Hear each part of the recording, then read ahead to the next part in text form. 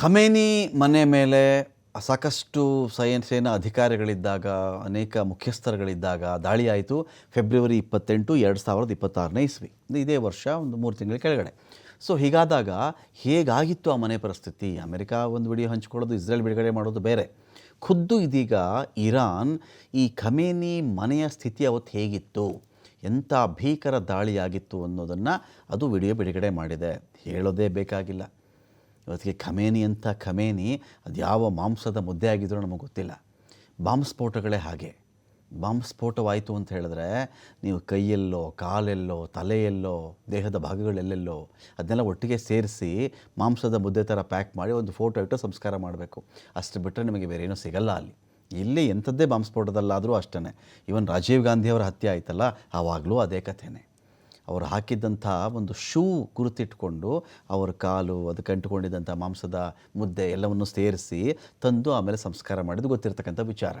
ನೋಡಿ, ಖಮೇನಿ ಮನೆ ಮೇಲಿನ ದಾಳಿಯನ್ನು ಇಸ್ರೇಲ್ ಅಮೆರಿಕ ಮಾಡಿದ್ವಲ್ಲ, ಬೆಚ್ಚಿ ಬೀಳಿಸುವಂತಿದೆ ಈ ಮನೆಯ ದೃಶ್ಯ. ಫೆಬ್ರವರಿ 28 ದಾಳಿ.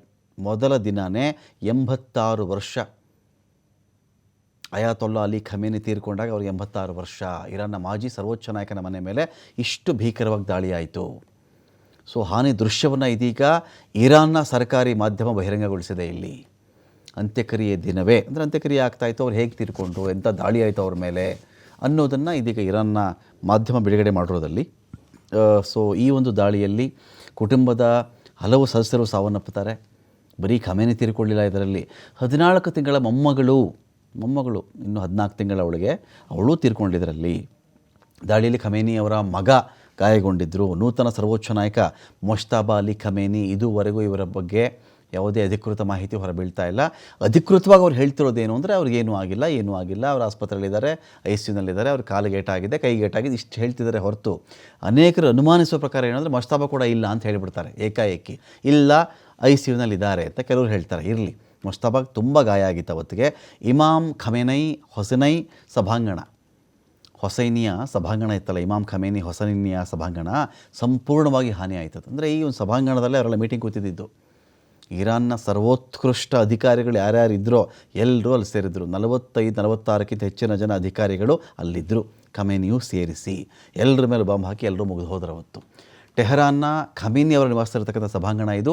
35 ಸೆಕೆಂಡ್ಗಳ ವಿಡಿಯೋದಲ್ಲಿ ದಾಳಿಯ ಭೀಕರತೆ ಬೆಚ್ಚಿ ಬೀಳಿಸುತ್ತೆ. ಇದು ಕಟ್ಟಡದ ಭಾಗ ಕುಸಿತಿರೋದು, ಕಬ್ಬಿಣದ ಕಂಬಗಳು ಬಾಗಿರುವುದು.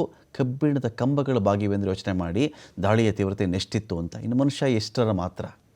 ದಾಳಿ ಮುಂದೆ ಮನುಷ್ಯ ಎಷ್ಟು ಪಿಲ್ಲರ್ಗಳೇ ನಡುಗಿ ಹೋಗಿದೆ, ಅದರಿ ಹೋಗಿದೆ, ಕಬ್ಬಿಣದ ಕಂಬಗಳು ಬೆಂಡಾಗಿವೆ, ಬಾಗಿ ಹೋಗಿವೆ ಅಂತ ಹೇಳಿದ್ರೆ ಅರ್ಥ ಆಗಿಬಿಡಬೇಕು ಇನ್ನು ಮನುಷ್ಯ ಆ ಸ್ಫೋಟದ ತೀವ್ರತೆಗೆ ಏನಾಗಿರಬಹುದು ಅಂಥೇಳಿ. ಇಡೀ ಇದೇ ಸಭಾಂಗಣದಲ್ಲೇ ಖಮೇನಿ ಮಹತ್ವದ ಸಭೆ ಮಾಡ್ತಾ ಇದ್ದದ್ದು, ಸಾರ್ವಜನಿಕರ ಉದ್ದೇಶಿಸಿ ಭಾಷಣ ಮಾಡ್ತಾ ಇದ್ದದ್ದು ಕೂಡ ಇಲ್ಲಿದ್ದಲೇ ಅಂತ.